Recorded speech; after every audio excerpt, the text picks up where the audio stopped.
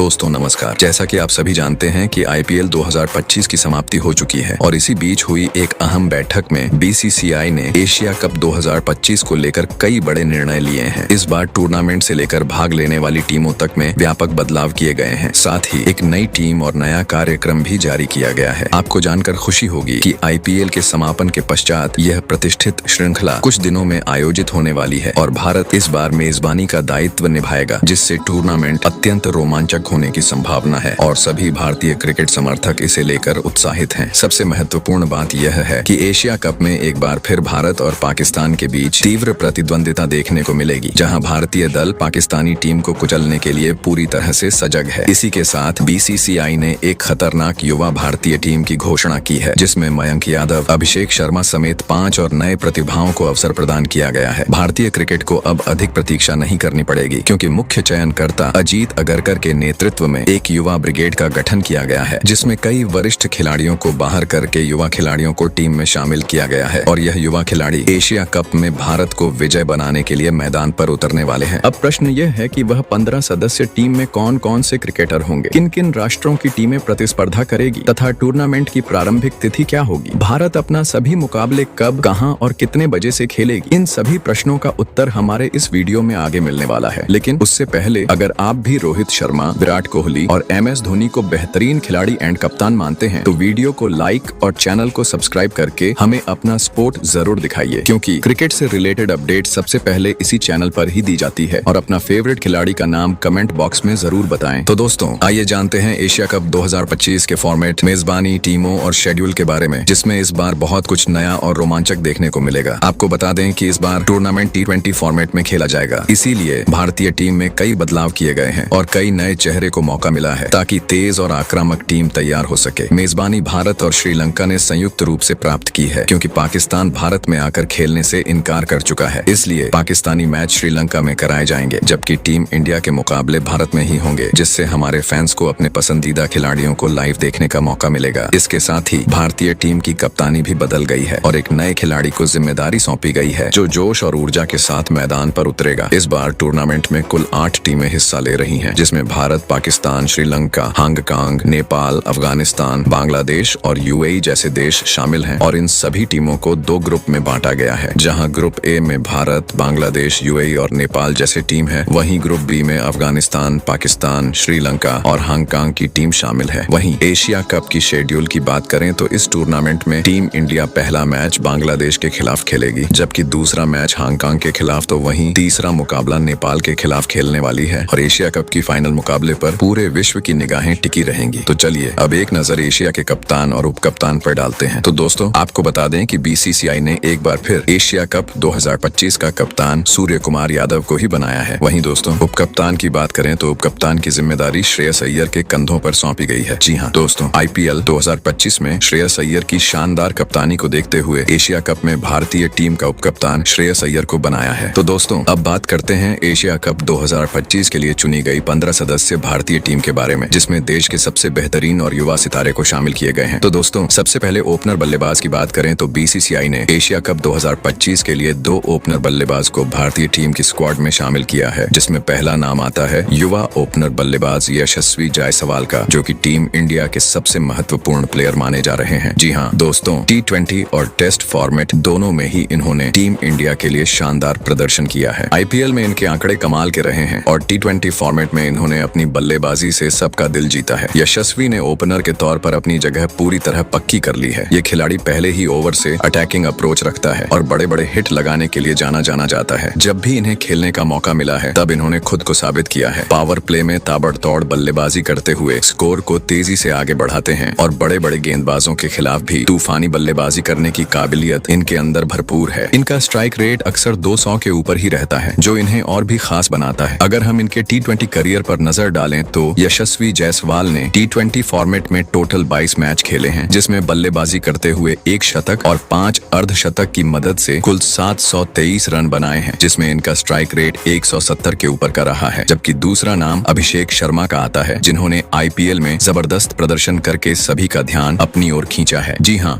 दोस्तों, Abhishek Sharma T20 format के एक बेहद खतरनाक बल्लेबाज माने जाते हैं। जैसे ही यह खिलाड़ी मैदान पर उतरता है तो सिर्फ चौकों और छक्के में ही डील करता रहता है। जब तक क्रीज पर टिके रहते हैं तब तक रन तो मानो बारिश की तरह बरसते हैं। इनकी खास बात यह है कि यह किसी भी गेंदबाज को अपने ऊपर हावी नहीं होने देते। टॉप ऑन ऑर्डर में इनका बल्ला अगर एक बार चल गया तो स्कोर को 200 के पार पहुंचाना लगभग तय हो जाता है। अगर हम इनके T20 करियर पर नजर डालें तो अभिषेक शर्मा ने अभी तक T20 फॉर्मेट में टोटल 17 मुकाबले खेले हैं, जिसमें बल्लेबाजी करते हुए 2 शतक और 3 अर्धशतक की मदद से कुल 535 रन बनाए हैं, जिसमें इनका स्ट्राइक रेट 190 के ऊपर का रहा है। जबकि BCCI ने 3-4 मिडिल ऑर्डर बल्लेबाज को भारतीय टीम के स्क्वाड में शामिल किया है, जिसमें पहला नाम आता है शुभमन गिल का। जी हाँ दोस्तों, शुभमन गिल जो कि इस वक्त टीम इंडिया के लिए तीनों फॉर्मेट टेस्ट, वनडे और T20 में लगातार खेल रहे हैं। शुभमन गिल ने T20 फॉर्मेट में भी जबरदस्त बल्लेबाजी की है और अपनी क्लास और कंसिस्टेंसी से सभी को प्रभावित किया है। एशिया कप 2025 में भारतीय टीम लेफ्ट राइट कॉम्बिनेशन के साथ मैदान पर उतरने वाली है, जिसमें गिल का रोल काफी अहम रहने वाला है। उनके पास अनुभव भी है और स्टेबल माइंडसेट भी है जो टीम को दबाव की स्थिति में बाहर निकाल सकता है। गिल एक ऐसे बल्लेबाज हैं जो शुरुआत में पिच को पढ़ते हैं और फिर हाथ खोलते हैं। टेक्निकली साउंड होने के साथ साथ उनके पास तेजी से रन बनाने की भी पूरी क्षमता है। यही वजह है कि वे भारतीय टॉप ऑन ऑर्डर का एक भरोसेमंद चेहरा बन चुके हैं। अगर हम शुभमन गिल के T20 करियर पर नजर डालें तो गिल ने अभी तक T20 फॉर्मेट में कुल 21 मुकाबला खेला है, जिसमें बल्लेबाजी करते हुए 1 शतक और 3 अर्धशतक की मदद से 578 रन बनाए हैं, जिसमें इनका स्ट्राइक रेट 139 का रहा है। वहीं दूसरे बल्लेबाज के तौर पर तिलक वर्मा को टीम में शामिल किया गया है। जी हाँ दोस्तों, तिलक वर्मा का नाम आज क्रिकेट की दुनिया में किसी परिचय का मोहताज नहीं है। यह युवा बल्लेबाज अपनी शानदार तकनीक, शांत स्वभाव और बड़े शॉट्स खेलने की काबिलियत के लिए जाना जाता है। टीम इंडिया के मिडिल ऑर्डर संभालने के बाद से तिलक वर्मा ने न सिर्फ अपनी बल्लेबाजी से टीम को मजबूती दी है, बल्कि अपनी नेतृत्व क्षमता से भी सबको प्रभावित किया है। तेज गेंदबाज हो या स्पिनर, तिलक वर्मा हर चुनौती का जवाब अपने बल्ले से दे सकते हैं, और वह भी ऐसे अंदाज में कि गेंदबाजों के पसीने छूट जाएं। और अब इंतजार है आने वाले एशिया कप की, जहां तिलक वर्मा से इस बार एक और धमाकेदार प्रदर्शन की उम्मीद होगी। दोस्तों, ये कोई आम खिलाड़ी नहीं है। तिलक वर्मा के पास वह जादू है जो किसी भी पिच पर किसी भी परिस्थिति में रन बना सकता है। उनकी खासियत है उनकी टाइमिंग और गेंद को पढ़ने की गजब की क्षमता। फिर चाहे वह इंडिया की पिच हो या विदेशी सरजमी, तिलक का बल्ला रुकने का नाम नहीं लेता। तो देखना यह दिलचस्प होगा कि आने वाले एशिया कप में तिलक वर्मा अपने बल्ले से किस तरह प्रदर्शन करते हैं। वहीं तीसरे बल्लेबाज के तौर पर श्रेयस अय्यर को स्क्वाड में शामिल किया गया है। जी हाँ दोस्तों, T20 हो या वनडे फॉर्मेट, श्रेयस अय्यर